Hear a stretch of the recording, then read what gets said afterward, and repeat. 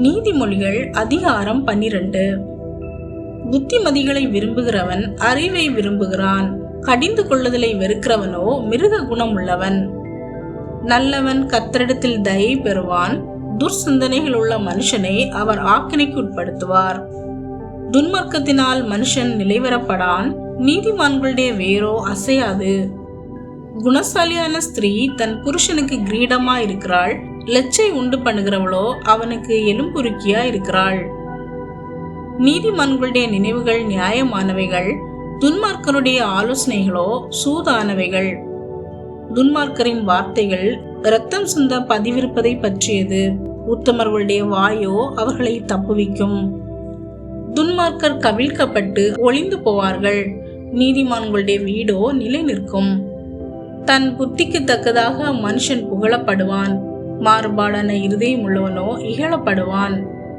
ஆகாரம் இல்லாதவனாயிருந்தும் தன்னை தான் கனம் பண்ணி கொள்ளுகிறவனை பார்க்கிலும் கனமற்றவனாயிருந்தும் பணிவிடைக்காரன் உள்ளவன் உத்தமன். நீதிமான் தன் மிருக ஜீவனை காப்பாற்றுகிறான், துன்மார்க்குடைய இரக்கமும் கொடுமையே. தன் நிலத்தை பயிரிடுகிறவன் ஆகாரத்தினால் திருப்தி அடைவான், வீணரை பின்பற்றுகிறவனோ மதியற்றவன். துன்மார்க்கன் துஷ்டருடைய வலையை விரும்புகிறான், நீதிமானுடைய வேர் கனி கொடுக்கும். துன்மார்க்கனுக்கு அவன் உதடுகளின் துரோகமே கண்ணி, நீதிமானோ நெருக்கத்தினின்று நீங்குவான். அவனவன் தன் தன் வாயின் பலனால் திருப்தி அடைவான், அவனவன் கை கிரியையின் பலனுக்கு தக்கதாக அவனவனுக்கு கிடைக்கும். மதியினனுடைய வழி அவன் பார்வைக்கு செம்மையாயிருக்கும், ஆலோசனைக்கு செவி கொடுக்கிறவனோ ஞானம் உள்ளவன். மூடனுடைய கோபம் சீக்கிரத்தில் வெளிப்படும், லட்சையை மூடுகிறவனோ விவேகி. சத்திய வாசகன் நீதியை வெளிப்படுத்துவான், பொய் சாட்சிக்காரனோ வஞ்சகத்தை வெளிப்படுத்துவான். பட்டய குத்துகள் போல் பேசுகிறவர்களும் உண்டு, ஞானமுள்ளவர்களுடைய நாவோ ஔஷதம். சத்திய உதடு என்றும் நிலைத்திருக்கும், பொய் நாவோ ஒரு நிமிஷம் மாத்திரம் இருக்கும். தீங்கை பிணைக்கிறவர்களின் இருதயத்தில் இருக்கிறது கபடம், சமாதானம் பண்ணுகிற ஆலோசனைக்காரருக்கு உள்ளது சந்தோஷம். நீதிமானுக்கு ஒரு கேடும் வராது, துன்மார்க்கரோ தீமையினால் நிறையப்படுவார்கள். பொய் உதடுகள் கர்த்தருக்கு அருவருப்பானவைகள், உண்மையாய் நடக்கிறவர்களோ அவருக்கு பிரியம். விவேகமுள்ள மனுஷன் அறிவை அடக்கி வைக்கிறான், மூடருடைய இருதயமோ மதியினத்தை பிரசித்தப்படுத்தும். ஜாக்கிரதை உள்ளவர்களுடைய கை ஆளுகை செய்யும், சோம்பேறியோ பகுதி கட்டுவான். மனுஷனுடைய இருதயத்திலுள்ள கவலை அதை ஒடுக்கும், நல்வார்த்தையோ அதை மகிழ்ச்சியாக்கும். நீதிமான் தன் அயலானை பார்க்கிலும் மேன்மையுள்ளவன், துன்மார்க்குடைய வழியோ அவர்களை மோசப்படுத்தும். சோம்பேறி தான் வேட்டையாடி பிடித்ததை சமைப்பதில்லை, ஜாக்கிரதையுள்ளவனுடைய பொருளோ அருமையானது. நீதியின் பாதையில் ஜீவன் உண்டு, அந்த பாதையில் மரணம் இல்லை. ஆமீன்.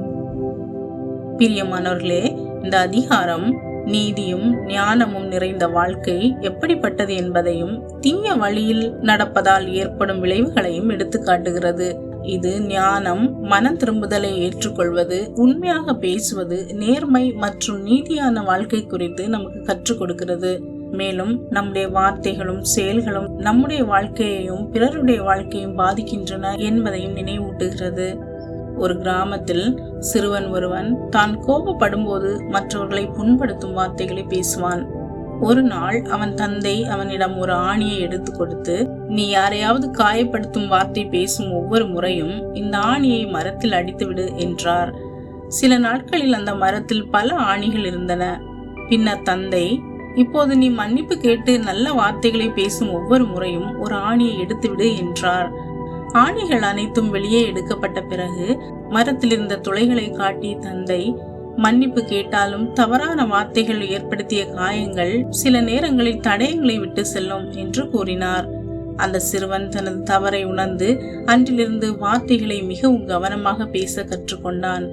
அதுபோலவே நாமும் நமது நாவை தேவனுடைய ஞானத்தால் காத்து கொள்ள வேண்டும். அன்பானவர்களே, இன்று உங்களுடைய வார்த்தைகள் ஒருவருக்கு காயமாக இருக்கிறதா அல்லது ஆசீர்வாதமாக இருக்கிறதா என்ற முக்கியமான கேள்வியை இந்த அதிகாரம் நம்மிடம் கேட்கிறது.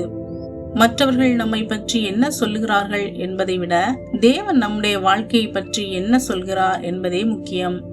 காயப்படுத்தும் வார்த்தைகளுக்கு பதிலாக ஆறுதலான வார்த்தைகளை பேசுவோம். நாம் பேசும் வார்த்தைகளிலும் செய்யும் செயல்களிலும் எண்ணங்களிலும் நீதியையும் நியாயத்தையும் கடைபிடிப்போம். தேவனுக்கு பயந்து வாழும் வாழ்க்கையே உண்மையான ஆசீர்வாதமான வாழ்க்கை. ஆமேன்.